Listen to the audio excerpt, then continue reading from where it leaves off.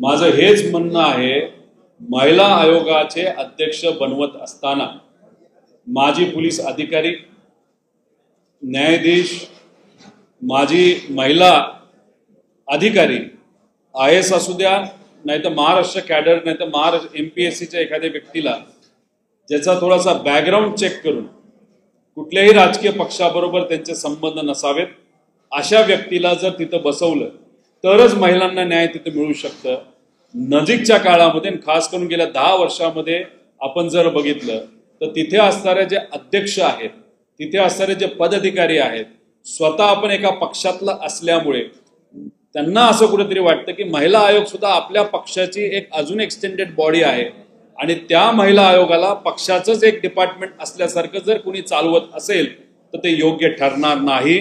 त्यामुळे या अधिवेशनामध्ये आम्ही मुद्दा मांडणार आहोत की तिथं सिलेक्टिव्ह, नाहीतर अशा पद्धतीने एखाद्या व्यक्तीला बसवण्यापेक्षा मागे काय क्रेडेन्शियल्स आहेत का याचा एक अभ्यास करून एक काहीतरी नियमावली बनवावी लागेल आणि त्या नियमावली बसणाऱ्या लोकांनाच महिला आयोगाच्या अध्यक्ष बनवल्या गेल्या पाहिजे. आणि इतरही अध्यक्ष जे असतील, जसं की चाइल्ड हेल्थ त्याचा सुद्धा एक वेगळा आयोग आहे, त्याला सुद्धा तशाच पद्धतीने बॅकग्राऊंड चेक करून लोकांना बसवावं. राजकीय लोक आले तर तिथं राजकारण होणारच, त्यापेक्षा राजकारणच नको. तिथं अधिकारी, माजी अधिकारी, नाहीतर न्यायाधीश, माजी न्यायाधीश ते सुद्धा महिला, त्यांना तिथं संधी द्यावी असं आम्हा सगळ्यांना वाटतं.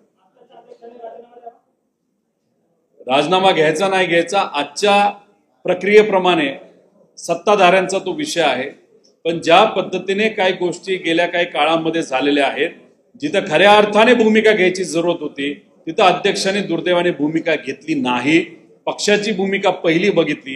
हे सगळं बघितल्यानंतर आणि मीडियाच्या माध्यमातून लोकांचं जनहित आणि जनमत जर बघितलं तर आजच्या अध्यक्षांनी राजीनामा दिलेला, ते सुद्धा स्वतःहून दिलेला जास्त योग्य ठरेल असं मला वाटतं. असं लोकांची इच्छा आहे. एकदा राजीनामा दिल्यानंतर त्यांची भूमिका ते सातत्याने त्या ठिकाणी मांडू शकतील. पण आजच्या क्रिटिकल आणि थोडंसं इमोशनल परिस्थितीमध्ये लोकांचं ऐकावं असं आम्हा सगळ्यांना त्या ठिकाणी वाटतं.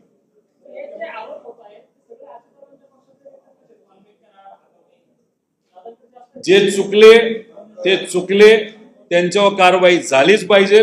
आता ते अजितदादांच्या पक्षाचे असतील त्यांच्यावर कारवाई झाली पाहिजे. शिंदे साहेबांच्या पक्षातल्या काही लोकांची सुद्धा नावं आम्ही पुढे केलेली आहेत, त्यांच्यावर सुद्धा कारवाई झाली पाहिजे. आणि भाजपच्या सुद्धा काही नेत्यांवर, काही मंत्र्यांवर तिथं आम्ही आक्षेप घेतलेला आहे, त्यांच्यावर सुद्धा कारवाई झाली पाहिजे.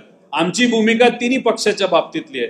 पण पोलीस प्रशासन कारवाई करत असताना ठराविकच पक्षाच्या, ते सुद्धा मित्र पक्षांच्या नेत्यांवर कारवाई करत असेल, याला आम्ही जबाबदार नाही. सत्तेत असणारे काही लोक कदाचित जबाबदार असू शकतील असं मला तरी वाटतंय. त्यामुळे कुडगुडीचं राजकारण सत्तेतले कुठले पक्षाचे प्रमुख करतायत हे खऱ्या अर्थाने अभ्यास करण्याची जरूर. नवीन घडामोडी पाहण्यासाठी आजच आम्ही मुंबईकर 24 तासला लाईक करा, सबस्क्राईब करा आणि अपडेट रहा.